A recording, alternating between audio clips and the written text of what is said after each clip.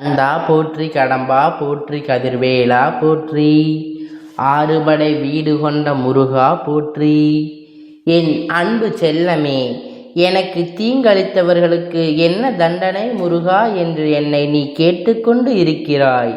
இதோ உனக்கு தீங்கிழைத்தவர்களுக்கும் துரோகம் செய்தவர்களுக்கும் சரியாக என்ன தண்டனை என்பதை தெளிவாக கூறுகிறேன். இறுதி வரை கேள். இறுதியில் உன் கேள்விக்கான விடை கிடைக்கும். இப்பொழுது எல்லாமே அதிகமாக புலம்ப ஆரம்பித்து விட்டாய்.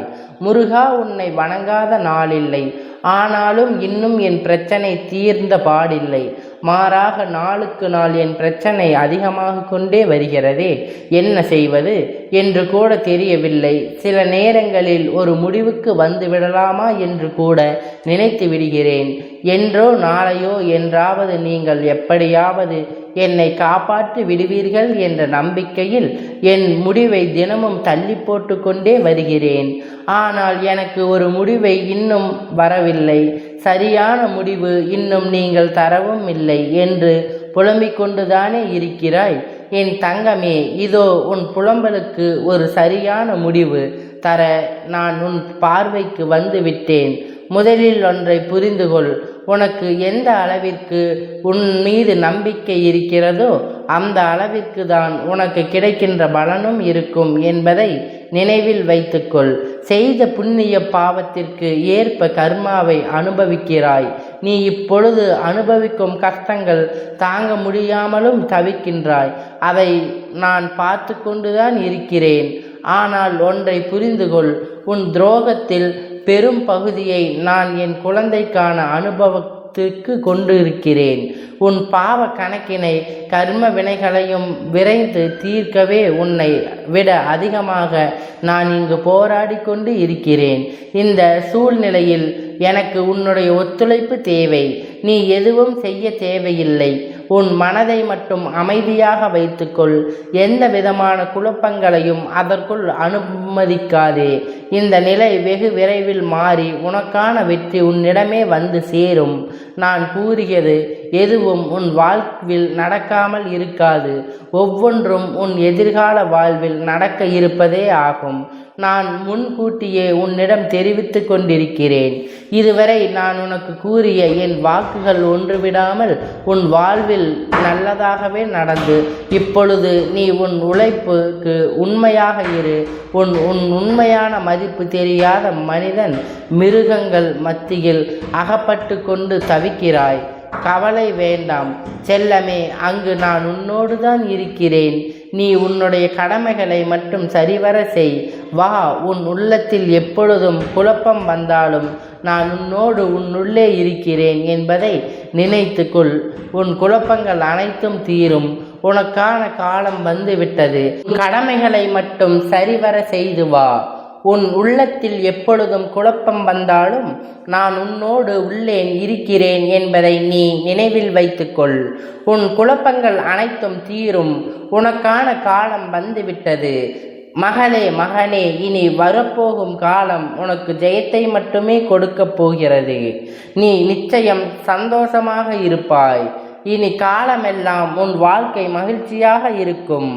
உன் குழப்பங்கள் எல்லாம் தீரும். உன் கேள்விகள் அனைத்திற்கும் நல்லதொரு விடை கிடைக்கும். உன் வாழ்க்கையில் நல்லதொரு முடிவு கிடைக்கும். ஆனால் இந்த முடிவில் உன் வாழ்க்கை முடிந்து விடாது. இந்த முடிவின் மூலமே உன் வாழ்க்கை புதிதாக ஆரம்பிக்கும். நீ என் செல்ல பிள்ளை. என் அனுமதி இல்லாமல் உன்னை துன்புறுத்த பார்த்து ஆசைப்படுபவர்கள் எல்லாம் அதற்கு எதிரான பலனை நான் கண்டிப்பாக தருவேன். நான் உன்னோடு இருக்கையில் எதற்கும் கடுவளவு கூட கலங்காதே. யாரும் உனக்கு துன்பத்தை கொடுத்தாரோ அவர் இன்றைக்கு நிச்சயம் நன்றாக இருப்பதை போன்று தோன்றும். ஆனால் கெட்டதை செய்கின்ற அனைவரும் நன்றாக இருக்கிறார்கள், நல்லதை செய்கிறார்கள். நான் மட்டும் கஷ்டப்படுகிறேன் என எரிச்சலோடு கவலையோடு நீ இருக்கிறாய். அவர்கள் எல்லாம் காலையில் பூத்து மாலையில் வாடும் பூவை போன்றவர்கள். இப்பொழுது உள்ள மேன்மையில் இருந்து கீழே தள்ளப்படுவார்கள். நீயோ விருட்சத்தை போன்றவன். நீ ஆழ வேரூன்றி நிற்பாய். அநேகம் வேறு உன்னை மாற்றி சென்றாலும் அயர்ந்து போகாதே. எத்தனை இழப்புகள் வந்தாலும் சோர்ந்து போகாதே. நான் ஆழமாக வேர்விட்டு இருக்கும் விருட்சம் என்று சொல்லிக்கொள். நீ மலர்களை மட்டுமல்ல கனிகளையும் தருவாய். அதன் மூலம் வருகின்ற நன்மை பலருக்கும் பயனாக இருக்கும். நம் என்கின்ற கஷ்டப்படுவதைப் போலத்தான் நமக்கு துரோகம் அளித்தவர்கள் ஒரு நாள் துன்பத்தை அனுபவிக்கப் போகிறார்கள் என்பது உனக்கு சரியாக தெரிந்துவிட்டால் நிச்சயம் அவர் மீது கோபப்பட மாட்டாய்.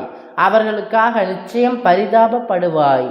இன்று நான் நாளை நீ என்று சொல்லிக் கொள்வாய் என்று தவறியலை பார்த்து கொள்ளும்போது இவரும் தண்டனைக்கு தயாராகிறார் என்பதை தெளிவாக தெரிந்து அவருக்கான பரிதாபப்படு. இப்படி செய்யும் போது எத்தனை சூழ்நிலையில் நீ பாதிக்கப்பட மாட்டாய். ஏனெனில் அப்போது உன் மனதை படிக்கின்ற நான் நிச்சயம் வெகுமதிப்பினை அள்ளி தருவேன். யாராக இருந்தாலும் உன் துன்பங்களை அவர்கள் கரைத்து கொண்டு இருக்கிறார்கள். உன் கர்மாக்களை அவர்கள் ஏற்றுக்கொண்டு இருக்கிறார்கள். அவர்கள் காணாத தண்டனையை அவர்கள் அனுபவிக்கும் காலத்திலேயும் கூட அவர்களை பார்த்து நீ ஏளனம் செய்யாதே. அவர்கள் செய்கின்ற தவறை நீயும் செய்து விடாதே. அவர்களை பார்த்து இரக்கப்பட்டு விட்டு அப்பொழுது நீ கூட உன்னால் முடிந்த உதவிகளை அவருக்கு செய்து வா. இவ்வாறாக உன் மன பக்குவப்பட்டு விட்டால் அதற்கு மேலாக உனக்கு எல்லா புண்ணிய கணக்குகளும் பல மடங்காக உயரும். எப்பொழுதும் யார் மீதும் கோபப்படாதே. எல்லோர் மீதும் அன்பையே விதைத்து கொண்டு வா. உன் எதிரியே ஆனாலும் துரோகியே ஆனாலும் பேரன்போடு செலுத்தி கொண்டு இரு.